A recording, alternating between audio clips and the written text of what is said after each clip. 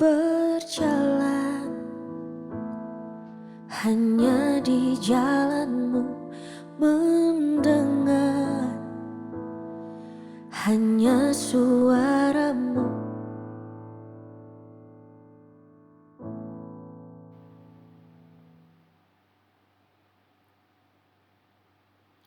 Puji Tuhan, selamat malam, selamat kita bertemu kembali di dalam renungan setiap malam ya. Setiap malam ada renungan dan malam hari ini kita lagi akan diisi oleh kebenaran firman Allah yang dapat menguatkan iman percaya saya dan saudara. Namun sebelumnya mari kita akan sama-sama berdoa supaya firman Allah yang kita dengar pada malam hari ini benar-benar tertanam di dalam kehidupan, di hati atau tanah hati yang baik dan yang subur. Sehingga benih firman Allah kita boleh terima dan dia boleh berbuah guna hormat kemuliaan nama Tuhan. Mari kita berdoa. Bapa kami yang ada di dalam surga, Bapa yang kami panggil di dalam nama Tuhan Yesus Kristus, Juru Selamat dan kekasih jiwa kami. Kami sangat mengucap syukur Tuhan, kalau malam ini kami masih lagi berada dalam kesempatan untuk mendengar lagi suara-Mu, kebenaran firman Allah yang akan memampukan kami semua, menolong, menguatkan, menghibur kami. Terima kasih Tuhan, terpujilah nama-Mu. Hamba-Mu sangat terbatas, Tuhan tolong mengurapi hamba-Mu sehingga benar-benar firman-Mu boleh dapat disampaikan seturut kehendak-Mu saja. Roh Kudus yang akan menolong, memimpin kami, sehingga malam ini kami boleh terima dengan ucapan syukur di dalam nama Tuhan Yesus Kristus. Haleluya. Amin. Puji Tuhan saudara. Di dalam renungan malam ini saya akan memberikan judul arti seorang sahabat karib ya. Di sini kita ambil di dalam 2 Samuel 9. Saya akan membacakannya. Berkatalah Daud, masih adakah orang yang tinggal dari keluarga Saul? Maka aku akan menunjukkan kasihku kepadanya oleh karena Yonatan. Adapun keluarga Saul mempunyai seorang hamba yang bernama Ziba. Ia dipanggil menghadap Daud. Lalu raja bertanya kepadanya, engkaukah Ziba? Jawabnya, hamba tuanku. Kemudian berkatalah raja, tidak adakah lagi orang yang tinggal dari keluarga Saul? Aku hendak menunjukkan kepadanya kasih yang dari Allah. Lalu berkatalah Ziba kepada raja, masih ada seorang anak laki-laki Yonatan yang cacat kakinya. Tanya raja kepadanya, di manakah ia? Jawab Ziba kepada raja, dia ada di rumah Makir bin Amiel di Lodebar. Sesudah itu Raja Daud menyuruh mengambil dia dari rumah Makir bin Amiel dari Lodebar. Dan Mefiboset bin Yonatan bin Saul masuk menghadap Daud, ia sujud dan menyembah. Kata Daud, Mefiboset, jawabnya, inilah hamba tuanku. Kemudian berkatalah Daud kepadanya, janganlah takut, sebab aku pasti akan menunjukkan kasihku kepadamu oleh karena Yonatan ayahmu. Aku akan mengembalikan kepadamu segala ladang Saul nenekmu, dan engkau akan tetap makan sehidangan dengan aku. Lalu sujudlah Mefiboset dan berkata, apakah hambamu ini sehingga engkau menghiraukan anjing mati seperti aku? Lalu raja memanggil Ziba hamba Saul itu dan berkata kepadanya, segala sesuatu yang adalah milik Saul dan milik seluruh keluarganya kuberikan kepada cucu tuanmu itu. Puji Tuhan, sampai di sana dulu pembacaan kita pada malam hari ini. Dan di sini kita akan merenungkan bagaimana seorang Raja Daud, dia tidak menaruh dendam kepada Raja Saul. Ya. Kalau kita membaca di pasal-pasal sebelumnya, ya, bagaimana Saul mengincar Daud sehingga dia ingin melenyapkan nyawa Daud. Dan di situ kita melihat bahwa ada seorang anak dari Saul yang menolong Daud waktu itu. Dia mengetahui bahwa ayahnya akan mengejar Daud untuk membunuhnya. Sehingga dia berkata, pergilah dan bersembunyilah di sana. Dia menolong, ya. Sehingga ketika Raja Saul dan Yonatan meninggal, ya, Daud yang sudah menggantikan Raja Saul ini, dia mengingat kebaikan daripada Yonatan, anak dari Saul. Dia mengingat sehingga dia merasakan bagaimana Yonatan pernah menolong Daud. Kalau bukan Yonatan menolong dia, mungkin Daud sudah meninggal, ya. Sudah tidak ada lagi di dunia. Dan ketika dia menjadi seorang raja, dia ingat kebaikan dari Yonatan. Sehingga dia ingat keluarga Saul. Dia berkata, masih adakah keluarga Saul? Waktu itu dia bertemu, ya, dengan salah satu pembantu, ya, dari Raja Saul waktu itu, yaitu Ziba, ya. Dia bertanya kepada Ziba, masih adakah keluarga atau keturunan dari Saul? Dan Ziba menjawab, masih ada. Tetapi anak itu kakinya tidak bisa berjalan. Anak itu cacat. Dan dia berada di salah satu keluarga di rumah Makir bin Amiel di Lodebar. Saudaraku yang kekasih dalam Tuhan, di sini Daud memanggil. Dia memanggil Mefiboset itu, yang masih memiliki keturunan dari Raja Saul. Dia tidak mengingat masa lalu dia.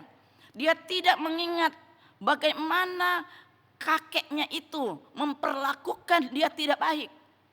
Bahkan akan mengincar untuk membunuh dia. Dia tidak mengingat semuanya itu. Sehingga dia berkata bahwa saya masih memiliki kasih Allah, ya. Kasih dari Allah itu ada pada Raja Daud. Sehingga ketika Mefiboset itu dia berhadapan dengan Daud, dia merasa ketakutan. Waduh, kalau mungkin kakinya masih sempurna, mungkin pada saat itu dia akan lari, dia tidak akan berhadapan dengan Raja Daud. Dia takut akan dibunuh lagi. Dia takut Daud akan membalas dendam kepada dia. Karena masih tertinggal Mefiboset waktu itu, keluarga atau keturunan dari Saul. Tetapi kita melihat bahwa luar biasa kasih Allah dan roh Tuhan ada pada Daud. Sehingga walaupun dia menjadi raja, dia tidak memikirkan kedudukannya sebagai raja. Tetapi kasih Allah melingkupi hati Daud itu. Sehingga dia memberikan belas kasihan kepada Mefiboset. Saudara, tadi kita sudah membacakan bahwa Mefiboset dia duduk sehidangan dengan Raja Daud. Dan semua aset dari kakeknya atau nenek moyangnya itu, ya, dari keluarga Saul, semua aset itu dia berikan kepada keturunannya atau cucu Saul, yaitu Mefiboset. Saudaraku yang kasih dalam Tuhan, kenapa dia memperlakukan seperti ini kepada Mefiboset? Kenapa dia tidak menghabiskan? Ya, karena dia tidak memiliki sesuatu dendam bagi Raja Saul. Ya, untung saja Yonatan, anak dari Saul itu, dia pernah menolong Daud, sehingga Daud mengingat bahwa ada anak pernah menolong. Dan kita melihat bahwa dia memperlakukan Mefiboset itu seperti keluarganya sendiri. Inilah arti dari sahabat karib, ya. Di dalam kita melihat kisah-kisah Raja Daud itu sangat luar biasa, sehingga dia boleh menulis atau dia boleh bermazmur. Mazmur 25 ayat 14. Tuhan bergaul karib dengan orang yang takut akan Dia, dan perjanjiannya diberitahukannya kepada mereka.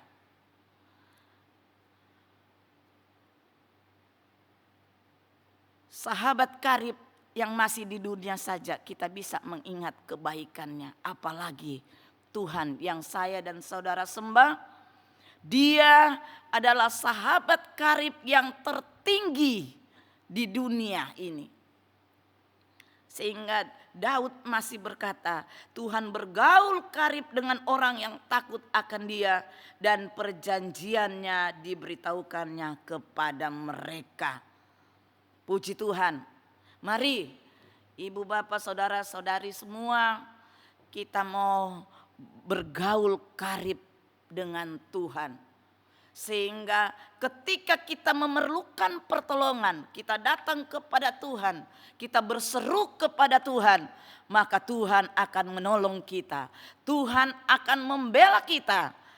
Ya, sahabat karib yang masih di dunia pun dapat menolong kita, apalagi sahabat karib kita yang tertinggi, yaitu Tuhan Yesus Kristus yang saya dan saudara sembah siang dan malam. Puji Tuhan, inilah renungan malam yang saya dapat sampaikan.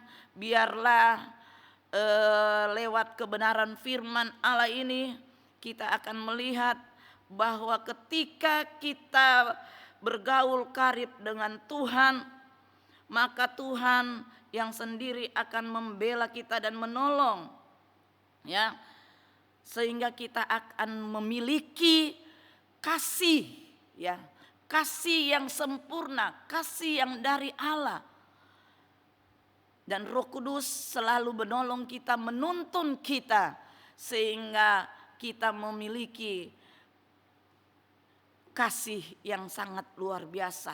Kita akan menjadi seorang sahabat yang karib, ya, dengan Tuhan, dan Tuhan akan menyelesaikan semua apa yang kita perlukan, apa yang kita butuhkan, apa yang menjadi pergumulan saya dan saudara hari-hari ini. Puji Tuhan, dan biarlah renungan malam ini boleh menguatkan, menghibur, memberikan kekuatan bagi saya dan saudara. Terima kasih Tuhan Yesus.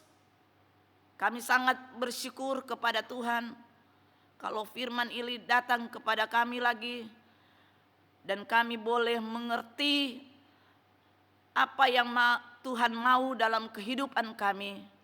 Kami ingin bergaul karib dengan Engkau Tuhan, sehingga kami boleh memiliki kasih yang daripadamu untuk orang lain, untuk sahabat-sahabat kami. Ampuni setiap kelemahan kekurangan kami Tuhan. Ampuni setiap dosa kami. Dan biarlah Tuhan yang akan menyucikan kami, darah Yesus yang selalu menyucikan kami. Dan apabila kami datang kepada Tuhan, maka Tuhan yang akan melayakkan kami. Dan kami akan dilayakkan untuk menerima setiap berkat-berkat Tuhan yang Tuhan percayakan bagi kami. Terpujilah nama-Mu Tuhan, berkati seluruh umat-umat-Mu dimanapun mereka berada. Berkati hamba-hamba Tuhan, berkati Tuhan pemerintah kami Tuhan, dari pusat atau yang tertinggi sampai yang tingkat terendah. Tuhan memberkati, berkati bangsa dan negara kami ini Tuhan. Terpujilah nama-Mu, di dalam nama Tuhan Yesus Kristus kami sudah berdoa dan mengucap syukur. Haleluya, haleluya. Amin.